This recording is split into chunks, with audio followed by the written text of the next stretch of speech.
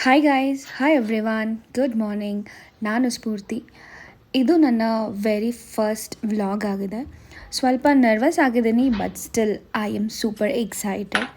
ನಿಮ್ಮ ಸಪೋರ್ಟ್ ಇದ್ದರೆ ನೆಕ್ಸ್ಟ್ ವೀಡಿಯೋಸ್ನ ನಾನು ಇನ್ನೂ ಚೆನ್ನಾಗಿ ಮಾಡಿ ಅಪ್ಲೋಡ್ ಮಾಡೋದಕ್ಕೆ ಟ್ರೈ ಮಾಡ್ತೀನಿ. ನಂದು ಡೇ ಸ್ಟಾರ್ಟ್ ಆಗಿದ್ದೆ ಬೆಳಗಿನ ಜಾವ 5 ಗಂಟೆಗೆ. ಬಿಕಾಸ್ ನಂದು ಆಫೀಸ್ ಲಾಗಿನ್ ಟೈಮ್ ಬಂದು 8:30 ಸ್ಟಾರ್ಟ್ ಆಗುತ್ತೆ. ನಾನು ಕಿಚನ್ಗೆ ಎಂಟರ್ ಆಗಿದ ತಕ್ಷಣ ಫಸ್ಟ್ ಮಾಡೋ ಕೆಲಸ ಅಂದರೆ ಸ್ಟವ್ ಎಲ್ಲ ಕ್ಲೀನ್ ಮಾಡಿಕೊಂಡು ಸ್ಲ್ಯಾಬ್ ಎಲ್ಲ ನೀಟಾಗಿ ಕ್ಲೀನ್ ಮಾಡ್ಕೋತೀನಿ. ಆ್ಯಂಡ್ ಮತ್ತು ಇವತ್ತು ಲಂಚ್ ಬಾಕ್ಸಿಗೆ ನಾನು ರೈಸ್ ಮತ್ತು ದಾಲ್ ಮಾಡೋಣ, ಸಿಂಪಲ್ಲಾಗಿ, ಇಟ್ ಇಸ್ ವೆರಿ ಈಸಿ ಮಾಡೋಣ ಅಂತ ಡಿಸೈಡ್ ಮಾಡಿದ್ದೀನಿ. ಫಸ್ಟ್ ನನ್ನ ಹಸ್ಬೆಂಡ್ ಬಂದು ವೈಟ್ ರೈಸ್ನ ತಿನ್ನೋದಿಲ್ಲ, ಅಂದರೆ ತಿಂತಾರೆ ಬಟ್ ವೆರಿ ರೇರ್. ಹಾಗಾಗಿ ಅವ್ರಿಗೆ ನಾನು ಫಸ್ಟ್ ರೆಡ್ ರೈಸ್ನ ನೆನೆಸಿಡ್ತಿದ್ದೀನಿ. ಯಾಕಂದರೆ ರೆಡ್ ರೈಸ್ನ ನೆನೆಸಿಡೋದ್ರಿಂದ ಕ್ವಿಕ್ಕಾಗಿ ಆಗುತ್ತೆ ಅಂತ ಹೇಳ್ತಾರೆ, ಮತ್ತು ತಿನ್ನೋದಕ್ಕೂ ಚೆನ್ನಾಗಿರುತ್ತೆ ಅಂತ ಹೇಳ್ತಾರೆ. ಹಾಗಾಗಿ ನಾನು ಒಂದು 10 to 15 ಮಿನಿಟ್ಸ್ ಅದನ್ನು ನೀಟಾಗಿ ನೆನೆಸಿಡ್ತೀನಿ. ನಾನು ಮತ್ತೆ ಇವಾಗ ಬಾಕ್ಸಿಗೆ ವೈಟ್ ರೈಸ್ನ ಇಟ್ಕೊಳ್ಳೋದಕ್ಕೆ ರೆಡಿ ಮಾಡ್ತಿದ್ದೀನಿ. ನಾನು ಯಾವಾಗಲೂ ಏನೇ ಮಾಡಬೇಕಂದ್ರೂ, ಅಂದರೆ ಯಾವುದೇ ಅಡುಗೆ ಸ್ಟಾರ್ಟ್ ಮಾಡೋಕ್ಕಿಂತ ಮುಂಚೆ ಈ ಥರ ಕುಕ್ಕರಲ್ಲಿ ಮಾಡ್ತಿದ್ರೆ ಕುಕ್ಕರ್ನ ಒಂದ್ಸತಿ ನೀಟಾಗಿ ವಾಶ್ ಮಾಡಿನೇ ಸ್ಟಾರ್ಟ್ ಮಾಡೋದು. ಸೊ ಈಗ ನಾನು ದಾಲ್ಗೆ ಏನೇನು ಬೇಕೋ ಅದನ್ನೆಲ್ಲ ಹಾಕಿ ಇಂಗ್ರೀಡಿಯೆಂಟ್ಸ್ ರೆಡಿ ಮಾಡ್ತಿದ್ದೀನಿ. ಏನಿಲ್ಲ, ಒಂದು 2-3 ಥರದ್ದು ದಾಲ್ ಕಾಳುಗಳು ಯಾವುದಾದ್ರೂ, ಮತ್ತು ಟೊಮ್ಯಾಟೊ, ಬೆಳ್ಳುಳ್ಳಿ, ಸ್ವಲ್ಪ ಜೀರಿಗೆ, ಹಸಿಮೆಣಸಿನ್ಕಾಯಿ, ಉಪ್ಪು, ನಿಮ್ಗೇನಾದರೂ ಬೇರೆ ಏನಾದರೂ ಹಾಕಬೇಕು ಅನಿಸಿದ್ರೆ ಹಾಕಿ. ನಾನು ಇಷ್ಟು ಹಾಕಿಬಿಟ್ಟು ಒಂದು 4-5 ವಿಷಲ್ನ ತೆಗೋತೀನಿ. ಆ ಕಡೆ ರೈಸ್ ಇಟ್ಟಿದ್ದೀನಿ. ಅದಾದಮೇಲೆ ಮೀನ್ವೈಲ್ ನಾನು ಇದ್ರ ಜೊತೆಗೆ ರೆಡ್ ರೈಸ್ ಏನು ನೆನೆಸಿಟ್ಟಿದ್ದೆ ಅಲ್ವಾ, ಅದನ್ನು ನಾನು ಇಂಡಕ್ಷನಲ್ಲಿ ಕುಕ್ ಮಾಡ್ಕೊತೀನಿ. ಇದನ್ನು ಇಂಡಕ್ಷನಲ್ಲಿ ಯಾಕೆ ಇಡ್ತಿದ್ದೀನಿ ಅಂದರೆ 3 ಐಟಮ್ ಪ್ಯಾರಲಾಗಿ ಬೇಗ ಕ್ವಿಕ್ಕಾಗಿ ಆಗಿಬಿಡತ್ತೆ ಅಂದ್ಬಿಟ್ಟು. ನೋಡಿ, ಆಗಲೇ ಆ ಕಡೆ ದಾಲ್ ವಿಷಲ್ ಕೂಗ್ತಿದೆ.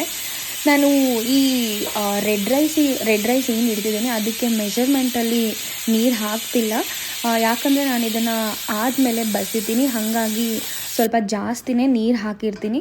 ನೀರು ಹಾಕಿಬಿಟ್ಟು ಈ ಇಂಡಕ್ಷನ್ ಮೇಲೆ ಇಟ್ಬಿಟ್ಟು ನಾನು ಒಂದು 30 ಮಿನಿಟ್ಸ್ ಸೆಟ್ ಮಾಡಿಬಿಟ್ಟು ಬಿಟ್ಬಿಡ್ತೀನಿ. 30 ಮಿನಿಟ್ಸ್ ಅದ್ರ ಪಾಡಿಗೆ ಅದಾಗ್ಬಿಟ್ಟು ಆಫ್ ಆಗುತ್ತೆ. ಅದಾಗಿದ್ದ ಕೂಡಲೇ ನಾನು ಅನ್ನ ಬಸ್ದು ಇಡ್ತೀನಿ.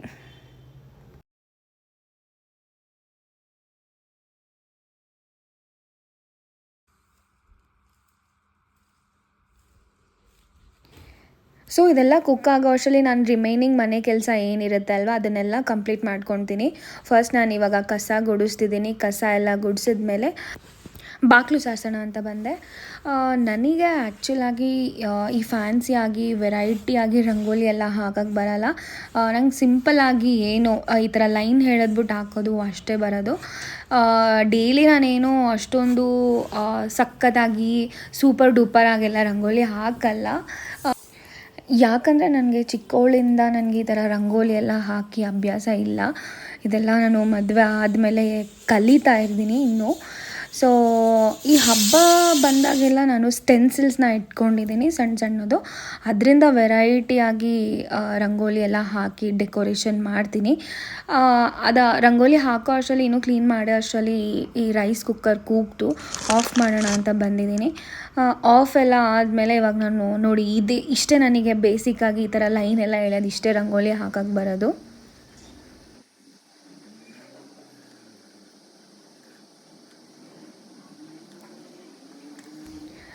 ನೋಡಿ, this is how it is looking now. ಏನಾದರೂ ಕರೆಕ್ಷನ್ಸ್ ಇದ್ದರೆ ಪ್ಲೀಸ್ ದಯವಿಟ್ಟು ಅದನ್ನು ಕಮೆಂಟ್ ಮಾಡಿ, ನಾನು ಕರೆಕ್ಟ್ ಮಾಡ್ಕೊಳ್ಳೋದಕ್ಕೆ ಟ್ರೈ ಮಾಡ್ತೀನಿ.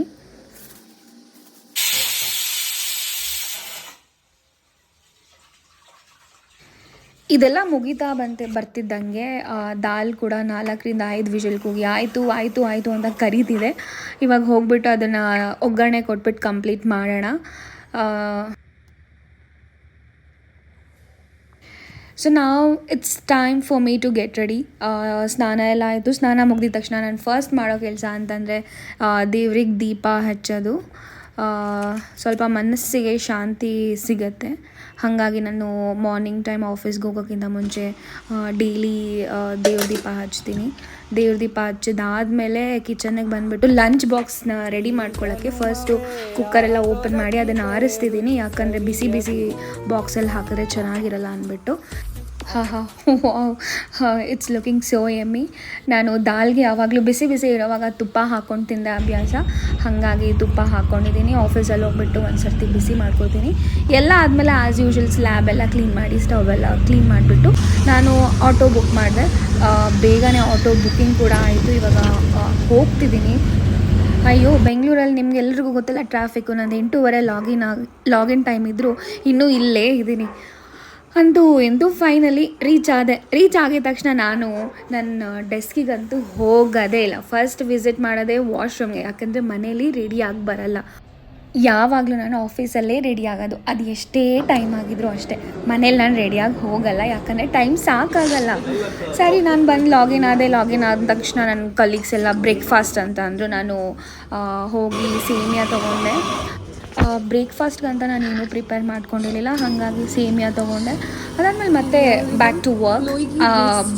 ಆ ವರ್ಕ್ ನಡುವೆ ಕಾಫಿ ಬೇಕು ಅಂತ ಅನ್ನಿಸ್ತು. ಸೊ ನಾವೆಲ್ಲರೂ ಕಾಫಿ ಕುಡಿಯೋಕ್ಕೆ ಬಂದಿದ್ದೀವಿ. ಕಾಫಿ ಕುಡ್ಕೊಂಡು ಸ್ವಲ್ಪ ಹೊತ್ತು ಟೈಮ್ ಸ್ಪೆಂಡ್ ಮಾಡ್ಕೊಂಡು ಎಲ್ಲರೂ ಹರಟೆ ಹೊಡ್ಕೊಂಡು, ಆಫೀಸಿಗಂತ ಹೋದ್ಮೇಲೆ ನಾವು ಈ ಥರ ಕಾಫಿ ಬ್ರೇಕ್ ತೊಗೊಳ್ಲಿಲ್ಲ ಅಂದರೆ ನಮಗೆ ಮರ್ಯಾದೆನೇ ಕಡಿಮೆ. ಹಾಗಾಗಿ ಅವಾಗವಾಗ ಈ ಥರ ಕಾಫಿ ಕುಡಿಯೋಕ್ಕೆ ಹೋಗ್ತಾನೆ ಇರ್ತೀವಿ.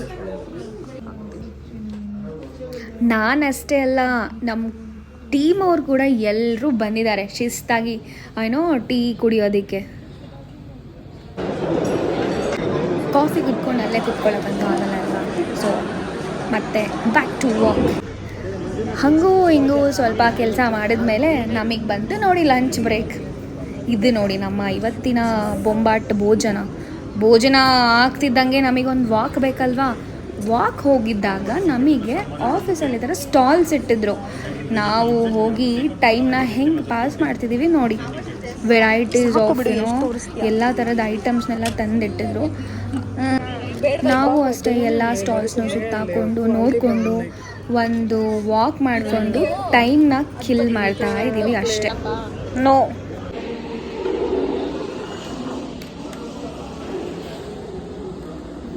Okay, let's go back to our work again. ಮತ್ತೆ ನೋಡಿ, ನಾನು ಟೀ ಕುಡಿಬೇಕು ಅನ್ನಿಸ್ತು, ಅದಕ್ಕೆ ನಾನು ಟೀ ತೊಗೊಂಡು ಹೊರಗಡೆ ಇರೋ ಒಳ್ಳೆ ವೆದರ್ನ ಎಂಜಾಯ್ ಮಾಡಿಕೊಂಡು ವರ್ಕ್ ಮಾಡ್ತಿದ್ದೀನಿ.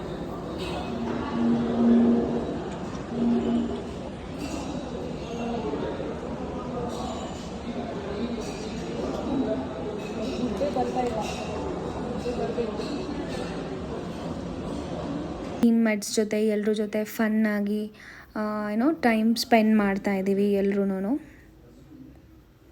ನಾವು ಬಂದಿದ್ದೆ ಟಿ ಆಡೋದಕ್ಕೆ. ಟಿ ಅಷ್ಟೇ ಅಲ್ಲ, ಕೇರಮ್ ಅದು ಇದು ಎಲ್ಲ ಗೇಮ್ಸ್ ಎಲ್ಲ ಆಡ್ಕೊಂಡು ನಾವು ಫೈನಲ್ ಆಗಿ ಲಾಸ್ಟ್ ಟೀ ಬ್ರೇಕ್ ತೊಗೊಂಡಿದ್ದೀವಿ.